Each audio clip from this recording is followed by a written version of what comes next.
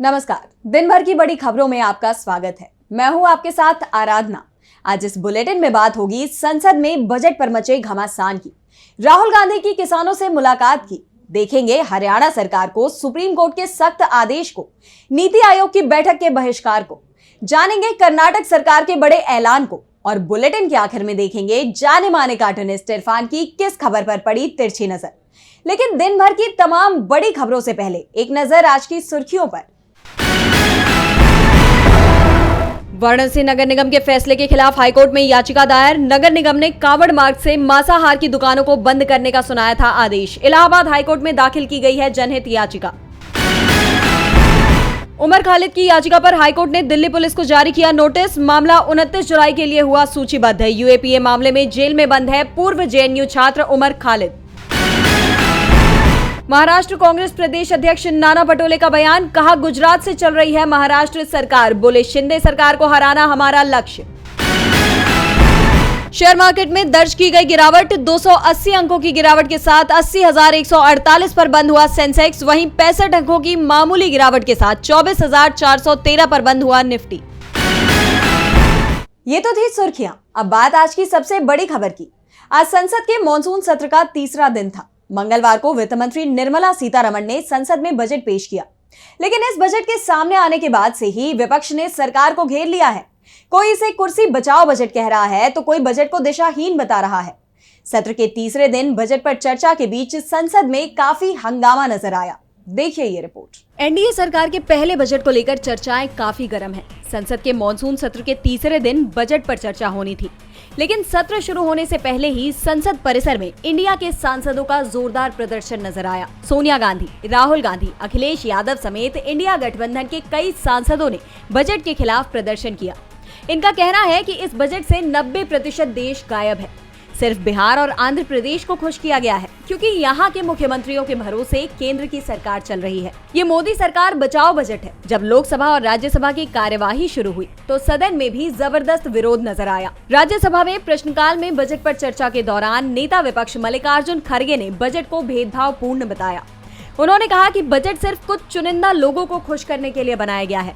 हमें कुछ भी नहीं मिला है और इसलिए कन्याकुमारी से कश्मीर तक पूरा भारत इसका विरोध करेगा। और इसके बाद विपक्ष ने राज्यसभा से वॉकआउट कर दिया। वहीं लोकसभा में टीएमसी सांसद अभिषेक बनर्जी ने बीजेपी पर हमला बोलते हुए कहा कि बीजेपी ने सत्ता में आने से पहले अच्छे दिन का वादा किया था, लेकिन महंगाई बढ़ी हुई है। सरकार ने किसानों के साथ धोखा किया। बीजेपी के नेता कहते हैं जो हमारे साथ हम उनके साथ। बीजेपी का इस बार लोकसभा और राज्यसभा में एक भी मुस्लिम सांसद नहीं है। बनर्जी ने आरोप लगाया कि बीजेपी अल्पसंख्यकों को निशाना बना रही है। सपा प्रमुख अखिलेश यादव ने बजट के मुद्दे पर सरकार को घेरते हुए कहा कि इस बजट से दिखाई दे रहा है कि सरकार कितनी कमजोर है। संसद में बजट को लेकर विपक्ष का जोरदार विरोध नजर आया तो चर्चा में राहुल गांधी की किसानों से मुलाकात भी रही।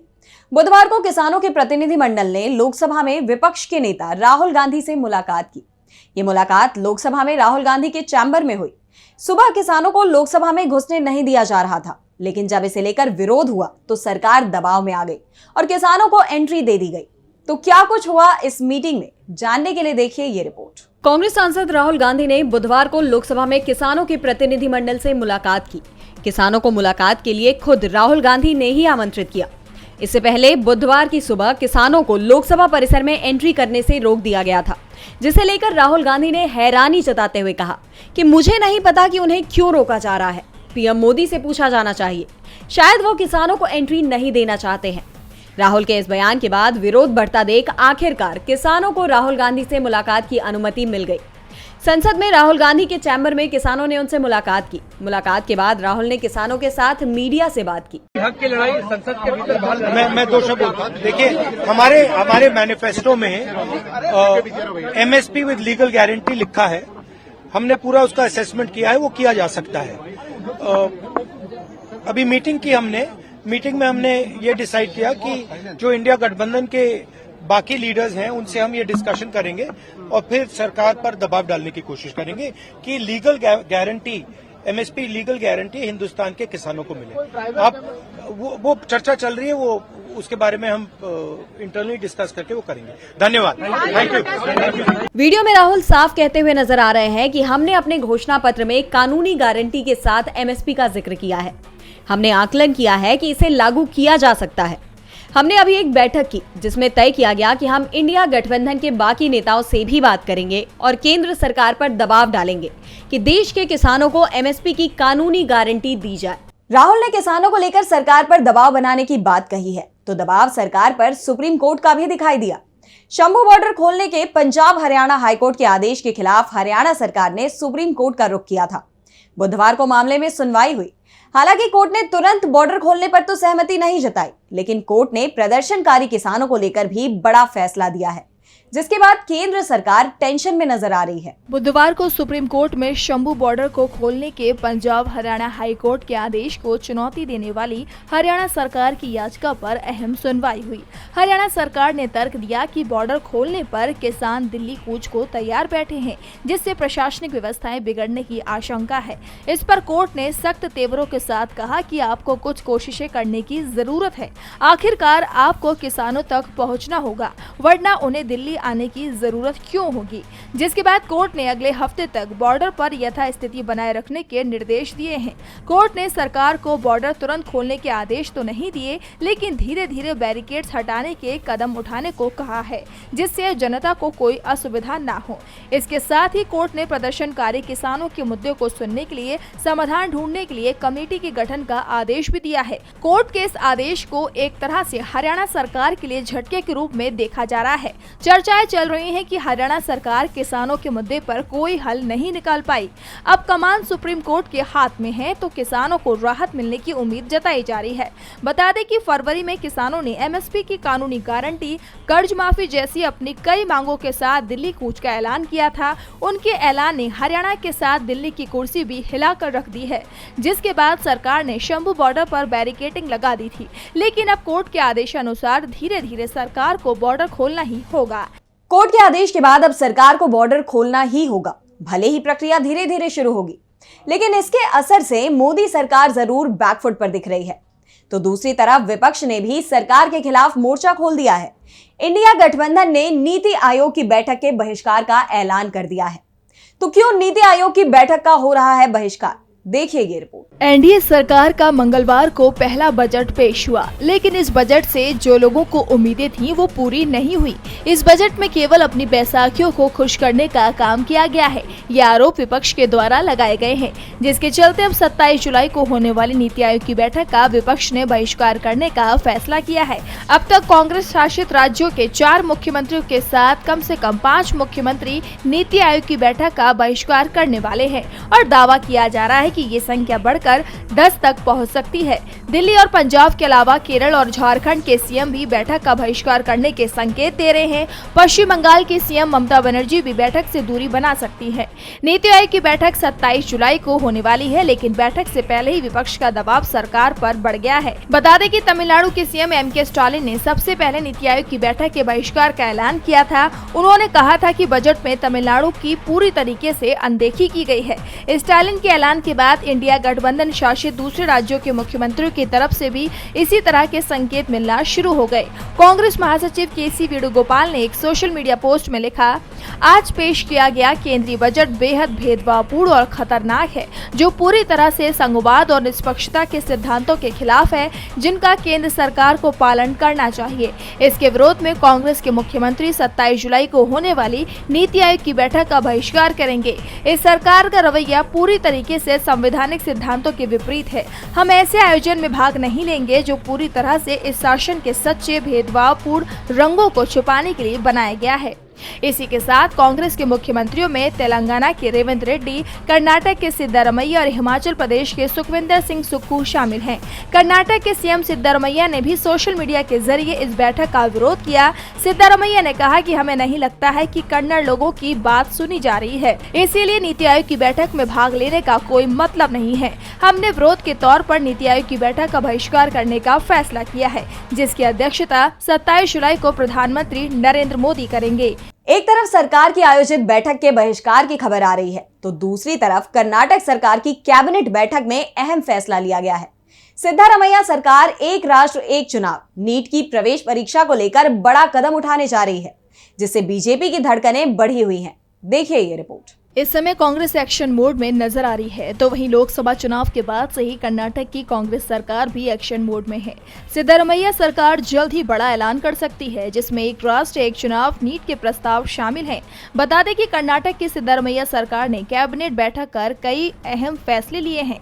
इसमें कर्नाटक कैबिनेट ने नीट एक राष्ट्र एक चुनाव परिसीमन के खिलाफ प्रस्तावों को मंजूरी दी गई है। वहीं अब इन प्रस्तावों को विधानमंडल के चालू सत्र के दौरान पेश किए जाने की तैयारी है। बताया जा रहा है कि कैबिनेट ने ग्रेटर बेंगलुरु गवर्नेंस बिल 2024 को भी मंजूरी दे दी है, जिसके लिए बृहत बेंगलुरु महानगर पालिका के पुनर्गठन के लिए पूर्व मुख्य सचिव BS पाटिल के नेतृत्व में गठित 4 सदस्यीय समिति ने इस महीने की शुरुआत में सरकार को अपनी रिपोर्ट सौंपी थी। वहीं नीट पर चल रहे विवाद के बीच उप मुख्यमंत्री DK शिव कुमार ने हाल ही में केंद्र से राष्ट्रीय पात्रता सह प्रवेश परीक्षा को रद्द करने और राज्यों को अपनी प्रवेश परीक्षा आयोजित करने की अनुमति देने का आग्रह किया था। इसी के साथ पूर्व राष्ट्रपति रामनाथ कोविंद की अध्यक्षता में एक साथ चुनाव पर गठित उच्च स्तरीय समिति ने मार्च में राष्ट्रपति द्रौपदी मुर्मू को एक राष्ट्र एक चुनाव पर अपनी रिपोर्ट सौंपी थी। एक तरफ सिद्धारामैया सरकार केंद्र की मोदी सरकार को बड़ा झटका देने की तैयारी में है, तो दूसरी तरफ सुप्रीम कोर्ट से भी केंद्र सरकार को बड़ा झटका लगा है। बुधवार को उत्तराखंड के हल्द्वानी में रेलवे की जमीन के अतिक्रमण मामले में सुप्रीम कोर्ट में सुनवाई हुई। इस दौरान कोर्ट ने मामले में अहम टिप्पणी भी की।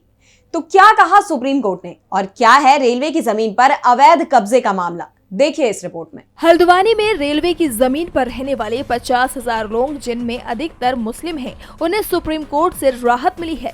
सुप्रीम कोर्ट ने साफ कर दिया कि इतने लोगों को बेघर नहीं किया जा सकता।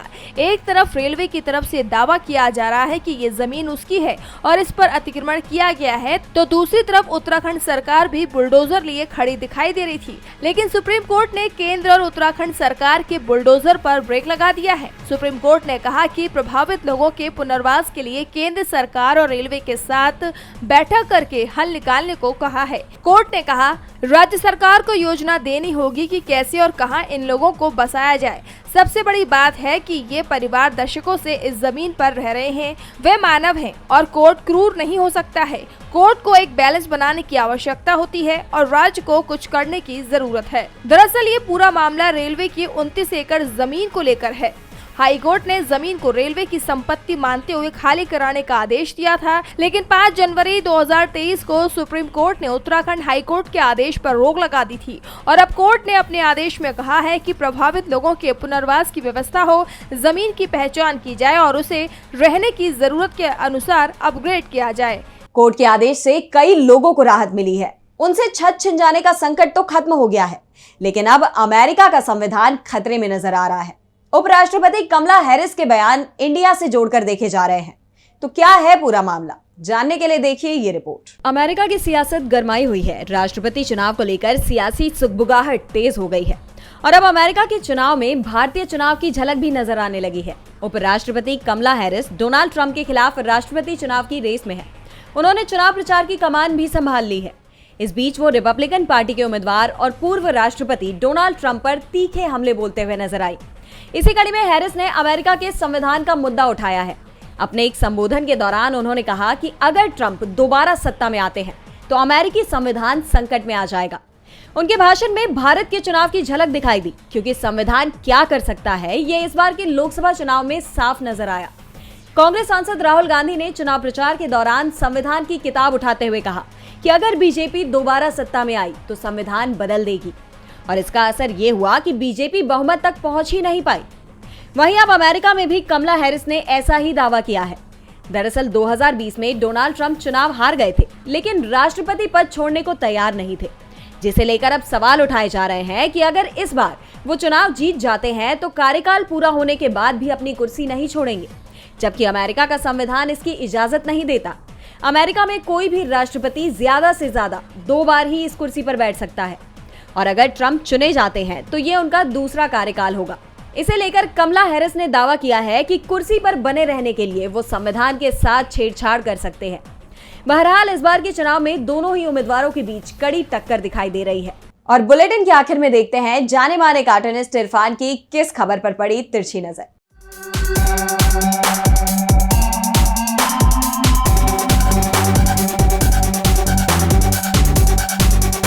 नायडू और नीतीश का बजट आ गया, और रेलवे का क्या हुआ? रेलवे के लिए रेल मंत्री जी ने खुशखबरी दे दी है कि 2500 नॉन एसी कोच बनाए जाएंगे, उसके बाद वो 10,000 हो जाएंगे। सही कहा मंत्री जी। जिस तरह से महंगाई बढ़ रही है उसको देखकर तो ऐसा लगता है कि जैसे अब सारे ही लोग नॉन एसी वाले कोचों में सफ़र कर पाएंगे।